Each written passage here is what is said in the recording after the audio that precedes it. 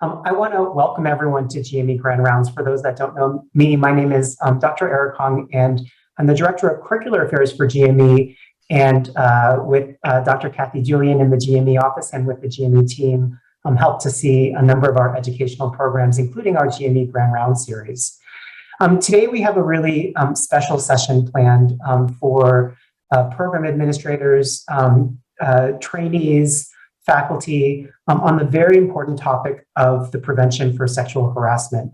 We know that we work and teach in clinical learning environments that are not always optimal in terms of the ways that we respect each other in a climate of mutual respect. And we know that there's a lot of structural and individual drivers that contribute towards us really being the best that we can be in the workplace. And so today we have a very important session on how we can continue to prevent sexual harassment and discrimination in the workplace. And I'd like to introduce our speaker, Dr. Catherine Lucey, to be able to really share this framework and perspective with us. In many ways, Dr. Lucey needs no introduction. She's been part of our Grand Round series before. And just for those who may not know who Dr. Lucey is, I just wanted to share a few words about our amazing speaker. Dr. Catherine Lucey is the Vice Dean for Education and the Executive Vice Dean for the School of Medicine at UCSF. She directs the undergraduate, graduate, and continuing medical education programs for the school and the Office of Medical Education. Dr. Lucey is on the executive management team for the School of Medicine's Differences Matter initiative and oversees other strategic initiatives for the medical school and campus. Her national portfolio includes membership of the National Academy of Medicine, the Board of Directors of the Association of American Medical Colleges, and the American Board of Medical Specialties. Additionally, she served as chair of the American Board of Internal Medicine. And in these roles, she has worked to influence the direction of academic medicine, not just nationally, but internationally, and the continuum of medical education in the ways aligned with UCSF's approach to education, culture, and community. She is a disruptor, she is an innovator, she is a collaborator, and she is just an incredible colleague. And so please welcome to the virtual stage, Dr. Catherine Lucey. Thank you very much for that really warm introduction, Eric. And it looks to me that unfortunately, Dr. Sacramento is not able to join us today. So I'm going to go ahead and do my best to fill in, and we may invite her back in the future for more expert commentary on issues of discrimination and how they sometimes manifest in residency and residency programs. I took a little bit of liberty to broaden this to go beyond just sexual harassment and instead look at all issues that are challenging with respect to concerns about people for whom this world and professions was not designed. So people who are cis or transgender women, people who come from groups that have historically been marginalized by the virtue of race, ethnicity, gender identity, gender ability, status, and others. And so I'm going to talk a little bit broadly, and I want to couch my comments initially. I'm going to talk a little bit about best practices, as well as some common stumbling blocks. All of this information has come from my experiences with residents as they've been dealing with challenging colleagues, either senior residents dealing with interns or all residents dealing with medical students. And so I'm going to give first a sort of commentary on how to do your best based on best practices I've seen. And then I'm not going to talk about common stumbling blocks and also what happens in the event that one of you is the recipient of a complaint of discrimination against somebody with protected status. So I'm going to lead off. I'm going to share my screen. Okay. All right. And let's do that. Okay, so I entitled this Managing Challenging Teaching Situations as a Resident, and I want to specifically articulate that what we are asking you to consider is how you set yourself up to deal best with everyone around you, but recognizing that there are situations, not people, that actually are vexatious for all of us, and hopefully give you some, as I said, pearls and tips, do's and don'ts that have come from your fellow residents in the past. First, I want to thank everyone here who works with residents, administrators who work with residents, and the residents who work with students and other residents. Most of the resident student and resident younger resident interactions are not only positive, but truly transformational. Residents, as they navigate the healthcare of our patient populations, are really key mentors, not only for becoming the type of physician that you would all want to take care of you or a loved one, but also for really important career decisions. It's often the resident who the students are seeking to emulate rather than the faculty. And so for the work that you do on behalf of our junior learners, I want to thank you for all of that. I think most students really welcome feedback in the clinical setting as a critical component of their education. They recognize that they're there in a form of apprenticeship and they need to be coached for success. And so just as you might coach somebody to change the angle of the lumbar puncture needle or try a different location for a paracentesis, we should be trying to sort of give constant feedback in the clinical setting, because it's how people grow and stretch and really achieve their goals of becoming the best physician possible. The third element is really comes up because of concerns that have been raised by residents about what do I do if feedback is not well received or if my interactions are not well received, and am I susceptible to legal action related to the teaching activities that I do? Should I worry about that?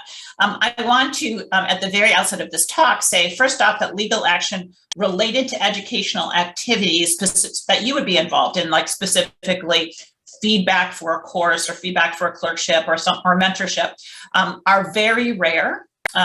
In general, if legal action is taken, it's the university, not you, that is the target. And that just makes sense financially, right? The university has deep pockets.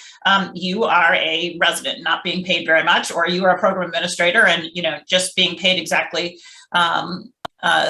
what your salary path indicates that you should be paid. So nobody is very much interested in suing you individually. They sue the university and you as an employee.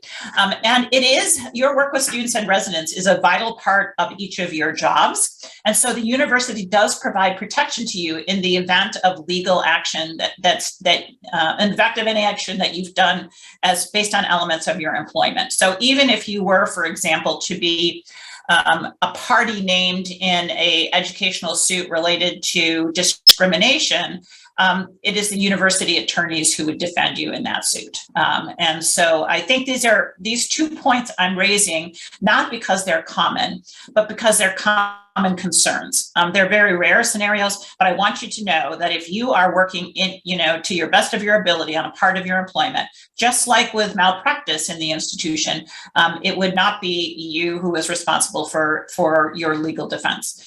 The same would not be true, however, if you commit a crime, if you assault someone, that's a little bit of a different situation. But if this is a bona fide part, giving feedback, contributing to a grade, guiding a student, choosing somebody or participating in residency selection choice, that is part of your job, and that comes under the umbrella of the Office of General Counsel at UCSF.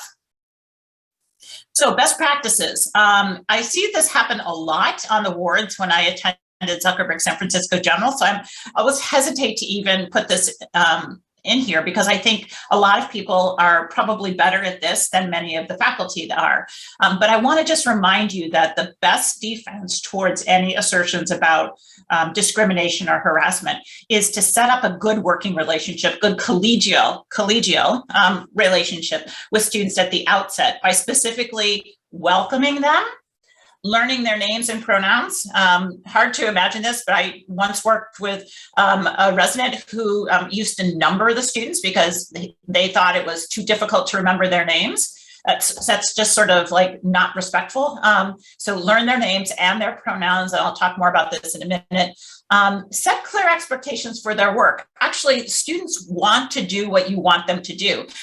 What is a big problem is if they don't know what you want them to do, or if it seems like your expectations are changing day to day. So spend a little time thinking about how you expect them to engage with the team, with the patients, with the attending. And the more clear and specific you can be, the better off they'll be able to meet your expectations. And then lastly, it's so important, include them in all activities, even if it means they have to follow you around. Exclusion or marginalization is particularly concerning to people who have historically been marginalized or excluded from activities. And so I think really be conscious of this, and particularly be conscious of inclusion, accidental exclusion, which happens when, for example, you do teaching in a locker room, which may exclude your, as you're getting changed for a surgical procedure or something like that, which may exclude someone who cannot use that locker room. So think a little bit about ways exclusion and inclusion might appear in the clinical learning environment. Secondly, tell students why and how you will give feedback. And by why, I mean, it's really important for you to say to a student, it doesn't matter what specialty you are going into, whether you choose my specialty or another one. My job on this rotation is to help you become the very best person, very best doctor you can be, either by teaching you about how to be this specialty or how to work with this specialty. So if you frame it as I'm here to help you become your best, rather than I'm here to grade you or rank you or sort you into piles of good medical students and not so good medical students, your feedback is going to be much more well received. Everyone will take feedback that helps them be better.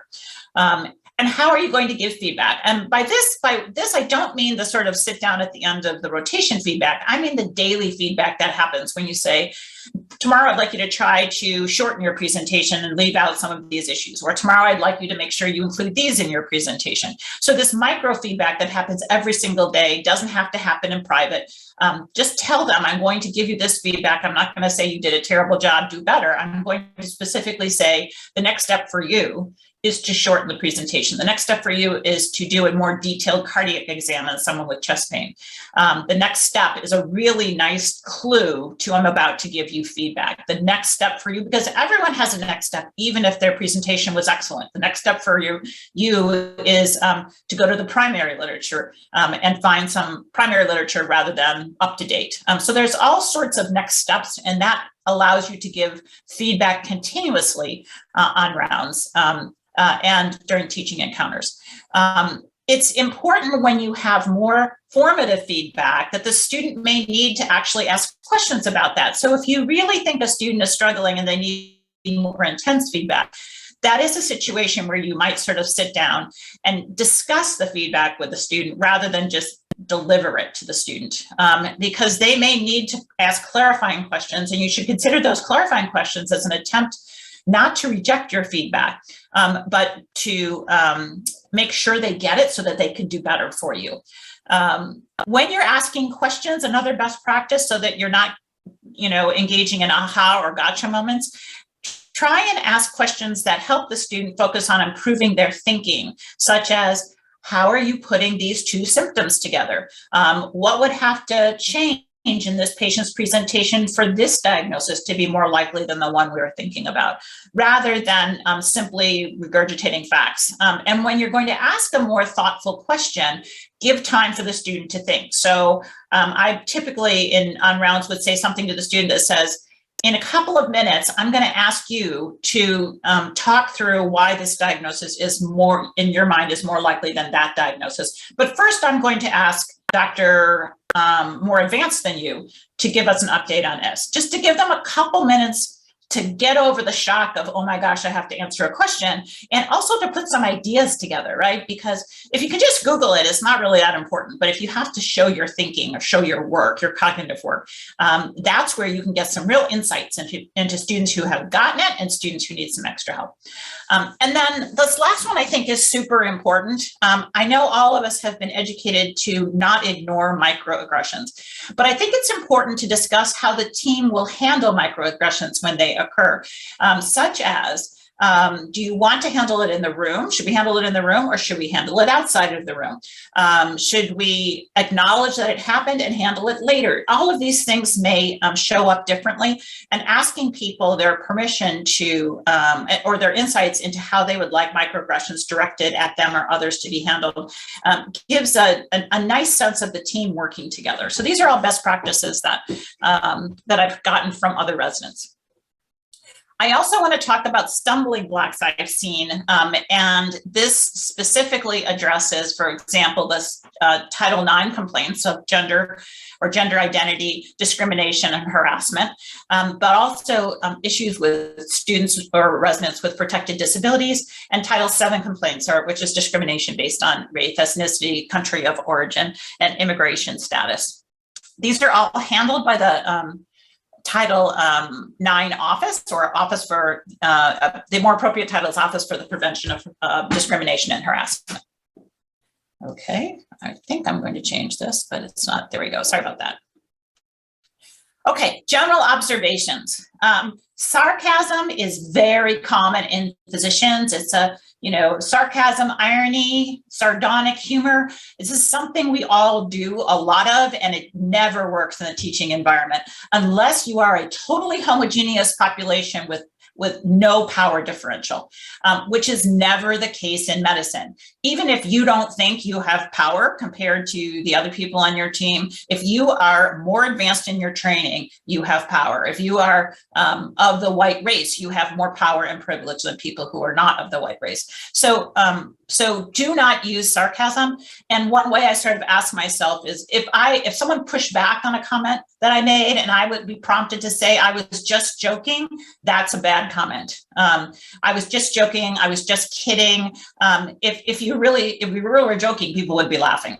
And if they're not laughing and feel hurt, then the fact that you didn't intend to hurt them is not really relevant. So please think about sarcasm. And it's funny when you're in social situations and everyone is on the same even keel, but it's not in the workplace. Secondly, every now and then, students do something that prompts a harsh response. And most common situations we see is when a student gets pulled out of the way or pushed out of the way during a crisis in the operating room, or yelled at during a crisis in the operating room, or on a procedural service. This just happens. People are busy trying to save the patient, and we know that sometimes it's going to feel like the student's in the way and someone moves them out of the way. If that happens, just debrief with a student. If you debrief with them after the procedure and say, hey, look, X pushed you out of the way because this person was bleeding to death and you were in there, we could not see the operative field. So it wasn't, I'm sorry you got pushed out of the way, but please recognize that we were trying to put the patient's priorities first. And so don't overuse this. I mean, don't use this as an excuse to be harsh and then later apologize or debrief them. But there are situations that a patient's life really is in danger, and we need to take those steps to make sure that the patient is prioritized at that moment. Thirdly, my experience is residents wait way too long before asking for help with a student. If you have a student who really is struggling from the get-go, if they don't improve in 24 to 48 hours, get help, because you are not there to remediate. You are there to help coach for success. And if a student really needs remediation, especially given these really short rotation times that we have, sometimes 1 week or 2 weeks for the given resident, just raise a red flag and say, is there somebody else who could work with a student on their presentations? Is there somebody else who can actually help them with doctor-patient relationship or with time management?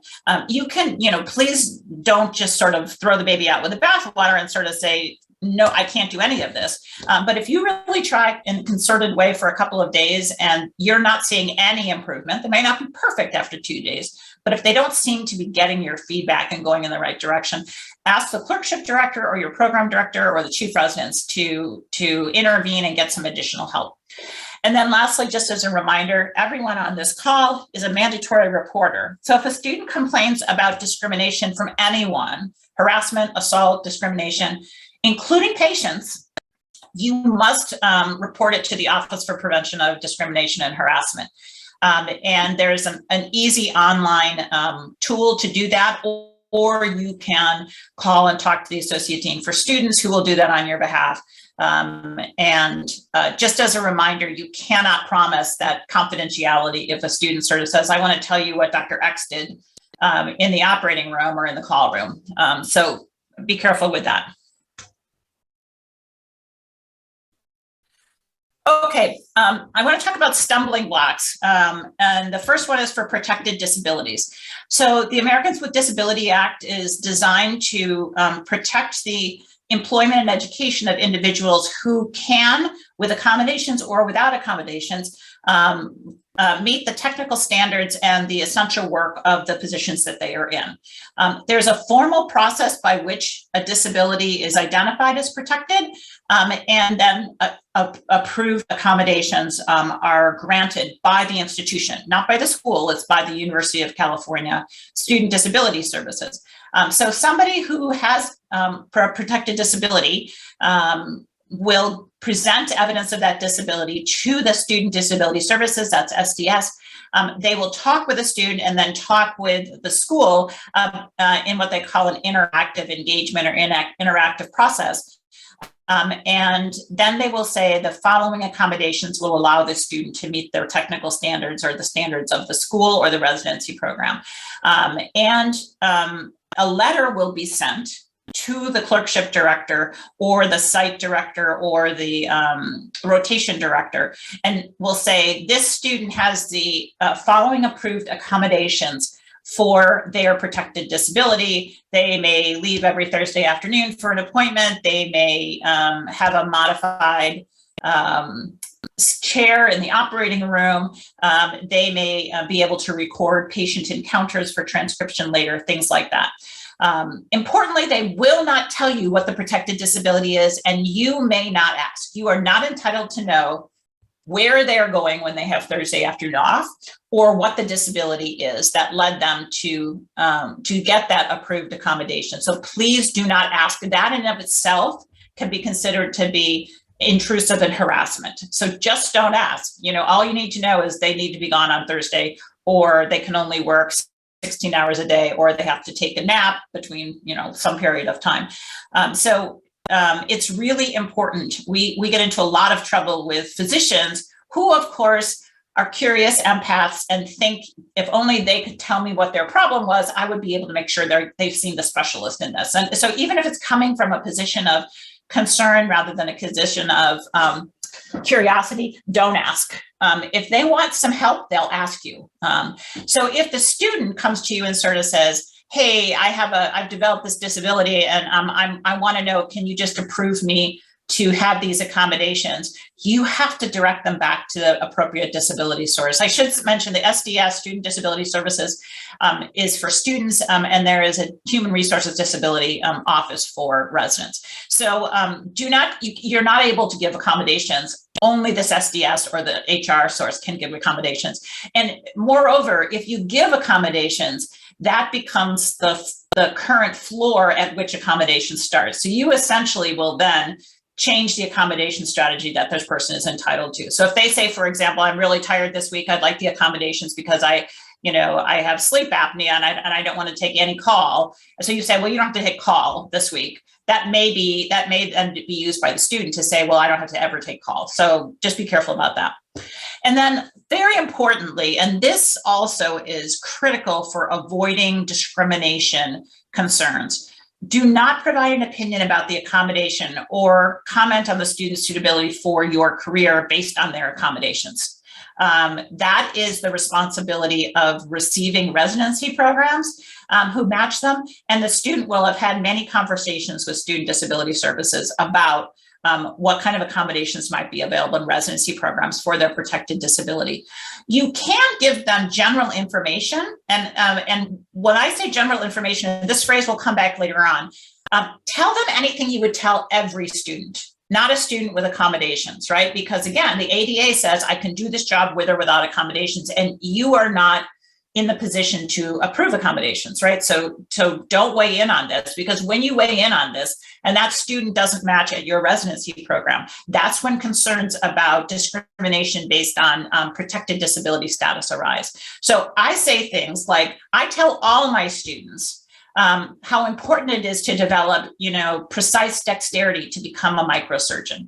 And so one of the things you have to think about is how will you develop the dexterity needed for this career? I tell all my students this because it's true, right? I tell all my students that this training period is unusually long and requires a lot of commitment and stamina. I tell all my students that they can expect to have to do night call or be woken up multiple times during the night during the early years of their practice. So think to yourself, can you make that statement with validity? I tell all my students X, and if you can, that's the type of statement you would use for protected disabilities.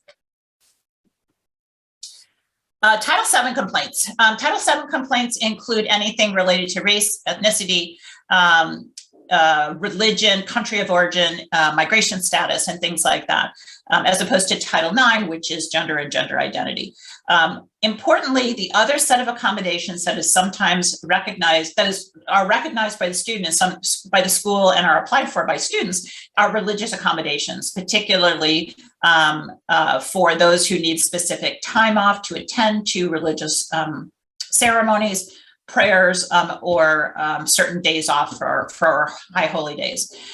So those are also approved by the school, and the clerkship director will be notified, and may require that student be absent periodically. Please try and remember, this doesn't indicate any lack of commitment on the part of the student. It's just somebody who is religiously observant and needs that. And once again, you really should not query them about what is the religion, why can't they just miss it during this clerkship, how devout are they? These are just questions that are not your purview, and people have gotten into trouble with if the student fails to do well, and then they allege it's because you were disrespectful or disruptive or unsupportive of their religious accommodations. Another important thing is, and you can talk to your students about the very beginning, but don't automatically assign students to care for every patient with whom they share a common race, ethnicity, religion, or ancestry. Some students may want to do that. You can ask them for permission or ask them how they want to handle this. But remember, everyone has to learn how to take care of people from all sorts of different backgrounds and different ancestries, religion, things like that. So be aware that even if a student speaks a particular language at home, they may not have acquired certification as a interpreter, and just be cautious about assuming that Black students can only care for Black patients, or that all Latinx students want to care for all Latinx patients. It's something that we want to share the experience, share the opportunity, and share the challenges of working with groups that have been historically marginalized or excluded in medicine. Importantly, and this came again from a resident, watch your icebreakers. All of us are used to kind of trying to create this really nice, warm social relationship with our students. And there's some common questions that just don't fall on every population the same way as it falls on your colleagues who might have a more similar background to you. So don't inquire about country of origin. For one of the most ridiculous things I heard once was somebody said to a Black student, like, I think by the way you look, you're probably from Eastern Africa rather than Western Africa. And it's just like, that has no point. Like, what are you trying to do with that? But those are types of things that people just kind of blurt out. Be careful about that. I encourage people to avoid comments about personal appearance unless their personal appearance is unkempt, like, they didn't take a shower today, in which case you have to pull them aside. But don't talk about what their hair looks like. Please don't touch people's hair. Don't rub people's backs, and don't comment on religious gear or garments, other than to help students navigate, for example, unique environments like the operating room. The operating room has gotten sterile hijab caps for people, which I think is really exciting to see. Another sort of icebreaker is asking about undergraduate institution. That may precipitate stereotype threat in students who are first generation to college, or students who started off in community college or in a Cal State system, and other people on the team went to an Ivy League. So just recognize that there is a lot of privilege in where people get to go to college, and it may precipitate stereotype threat, which is a performance decrement based on concern that they are doing something that will negatively reinforce a stereotype about their own affinity group. But it also may bias you in evaluating medical knowledge and general performance in patient care. There's a lot of literature all on the legacy student who it's just easier for people to sort of say, oh, now we have great things to talk about and we had shared experience and let's all talk about this and I'm gonna, have a natural affinity for you, which may discriminate against others on the team. And then lastly, make sure if there are patient microaggressions where patients make mistake students who come from racial or ethnic minorities as a different type of a health professional or a support person, or are frankly racist. There can be macroaggressions. I think it's very important to sort of reinforce this student. This is a respected student whose talents are really essential for our team. They're going to be a doctor and are going to be a very effective doctor. So even just sort of correcting that without telling the patient, that was a bad thing to say, at least disrupts that microaggression in the moment and recognizes that you saw it, and then you can leave the room and have a more in-depth conversation about how are we going to handle this patient going forward. So please don't ignore it, but as I said, this is a good thing to discuss in your experience, how you'd like to handle it and how other people like to handle their microaggressions. And then, because they're going to happen. Title IX complaints. Number one is do not sleep with the medical students. Do not sleep with medical students that you are or will be supervising, even if they assure you it is fine. It is not fine. It sets you up for a complaint of harassment, intimidation, quid pro quo. And it isn't that every medical student is uniquely suspicious. It's just that workplace romances in a hierarchical environment raise questions when a student, for example, fails to do well, or their colleagues think that that student who is in the relationship with a resident is getting preferential treatment. So it can either backfire for the person with whom you've entered into a relationship, or it can backfire for the people around them, and that may lead to complaints. It is true that many people meet their spouse in their workplace, and we don't try and can't regulate love or attraction, but we can regulate reporting relationships. So if you happen to be assigned a medical student with whom you have or had a romantic relationship, please ask for that student to be reassigned. You don't have to give an explanation, just say you have a conflict of interest. That's all you have to say. You have a conflict of interest. And when comes time to do your evaluation, you'll be asked about those conflicts of interest, whether they're related to romantic relationships or even clinical relationships with doctors and patients.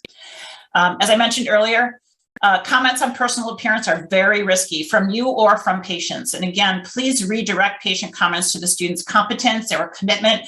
We see this a lot with young women, medical students and young women interns, and they're commented on in terms of, oh, aren't you so cute? My son would love to meet you. These are diminishing comments when everyone else is being respected for their clinical competence. So recognize those as those compliments as microaggressions, and please, again, make a redirection statement for the patient, like, this student, Dr. X, or this doctor intern Y, is one of the most respected people on our team. They're not here for any other reason, and we'll be working together to make sure you get good care. Again, you're not sort of the purpose of a microaggression redirect is not to embarrass the patient who may be sick or elderly or from a different background, but to communicate what you want them to do more importantly than to tell them stop doing that. You may need to have that stop doing that commentary later if it doesn't work the first time, but most of the time it works. Use the right pronouns. And if you slip up, and almost everyone does at some point, apologize and commit to doing better and to recognizing how important it is that you do better. There is a problem with fluency in people who did not grow up with multiple different pronouns. I think many of the students coming through now have, they're very comfortable with this, but many of the faculty are not comfortable. So if it happens that the faculty member misgenders a medical student, please pull them aside and tell them that this is, something that they need to work on. And importantly, correct anyone who mocks or otherwise disparages different pronouns. We've seen this happen particularly in the operating room with operating room staff. who may not have had as much information about how critical it is that people be referred to by their pronouns, the pronouns that they identify with. So if a staff member does something like that, again, I think it'd be important to let their supervisor know or pull them aside and sort of say, that's not part of our pride values. Can we work on helping you learn how to do this in a better way? And then the last thing I will say is for Title IX complaints, also to avoid commenting on the suitability of different careers for those people who have childbearing plans. If you have childbearing plans, that we should be able to figure out as a medical profession how you can have a full life with children and pursue any specialty that you want. Historically, the world was designed for single men or men with wives at home. If you go back to when all of these specialties originated and training originated, that is not the world we live in now. We have to do better about making sure we support all people who have childbearing plans. And not discourage people from pursuing an interventional career, a trauma career, a lots of hours career, because we think it might be better for them to have a different approach to their work and their life. They should follow the career that they're passionate about. So avoid commenting on that. All of these things, all of these rules and suggestions sort of say, look at everyone for their potential and don't see the barriers in front of them. Help them figure out what's working for them, but don't put your notion of barriers in front of them unless they specifically ask for this. And even if they say, can a woman do this career? Can a person who has childbearing strategies and wants to raise their children do this career? The answer should always be, of course. Of course they can. They may need to make special arrangements. They may need to take a different approach. But the answer to everything here should be, of course you can do this career. If you're really passionate about it, of course, we'll figure it out with you. Let's talk through some ideas. It doesn't help to be you don't have to be the bad news deliverer. You should be the facilitator and say yes as often as possible. So let's talk about what happens if you know of a student who has filed a Title IX or Title VII or hostile work environment complaint. Importantly, these complaints are about policy violations. They are not crimes and they're not torts. So the process of investigation is one of investigating the extent to which the person who was complained about was aligned with or in violation of federal and university policy. Now, the nuance of that is they feel uncomfortable, these complaints, but they're not truly adversarial. That is, there isn't going to be testimony and cross-examination, things like that. It is an investigation. And commonly, the investigation is done by somebody who comes from a legal background. So a lot of them have JDs, but in this environment, they're not functioning as lawyers. They're functioning as informed investigators. So you don't have to sort of do what they tell you. You don't have to not do what they tell you not to do. You just have to answer their questions. And like any other investigation that you might be involved in, give them the answer to the question they ask, nothing more. And at all possible, avoid speculation. So like, well, no, I didn't do that, but maybe it was that other resident. They sometimes confuse us.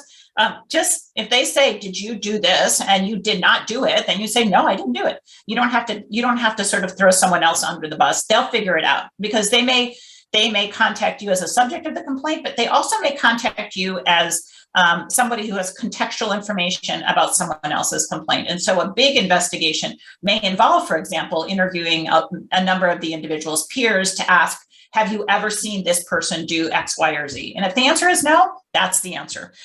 Don't speculate, well, yeah, there was that time a couple months ago when they're kind of cranky. I think they didn't get into the fellowship they wanted, so it's possible they did that. That's not helpful to your colleague, and it's not really helpful to the investigation. I'm going to interject something here that I had expected Naoki to talk about. That is, what can happen if you are found to be in violation of a federal policy of Title IX or Title VII? The office itself can require you to do an educational program. And then if you were in violation of one of these policies, they would refer it back to your residency program's clinical competency committee. So as a resident, they would not, that's the mechanism by which your residency program would look at this complaint, take into account all of the contextual information, and make a decision about what could happen. It is very rare, very rare. I think in 10 years here, I have seen 2 faculty members whose employment has been negatively impacted by a Title IX or Title VII investigation. And that's out of literally hundreds of these complaints. So it's very, very, very rare for action to be taken. For faculty, the information goes to the Faculty Code of Conduct Board, which is chaired by the Chancellor, charged by the Chancellor. For staff, it goes to HR. So clinical competency for residents, medical students would also have the equivalent of clinical competency in the medical school. Faculty will go to Faculty Code of Conduct if it's deemed serious enough, and the staff will go to staff who violate a policy go to HR for intervention. Importantly, the only person who knows about this will be you and your direct supervisor. So the individual who filed the complaint may hear that you were required to do a educational module, but they won't know what your clinical competency committee has done. So it's handled in the same confidential way any other negative evaluation might be handled at the residency level. And other important thing, which we tell students all the time, is these processes are long. They will not, and they will not change your grade in the rotation, right? That's the Office for Prevention of Harassment and Discrimination doesn't have the ability to say, well, a resident discriminated against you, so we're going to pass you when you were actually failing the course. So it's not a great process because it takes so long, and virtually everyone at the end of it feels a little bit traumatized by it. But it's a requirement of the federal government, and I think that people here do as good a job as I've seen in any institution. Importantly, some of these complaints have a trickle-down effect on residents. So nobody knows exactly what happened, but everybody knows that there was a complaint filed because people talk. It's gossip, but people talk. So oftentimes we got questions like, well, how am I going to deal with this student? What if they're a litigious student? Remember, litigious students are not going to sue you. They're going to sue the institution. In all cases, except for a personal assault, in which case that's a crime, and this doesn't sort of fall into this. But if all, they're going to sue the university and not you, so put that aside. And do give the feedback you think the student needs. Continue to provide that feedback. Lead with that comment. I tell all my students this, and document what the feedback you provided and why in an email or a note to yourself that's on your computer that you could actually use later on with a timestamp on it. I think that was it.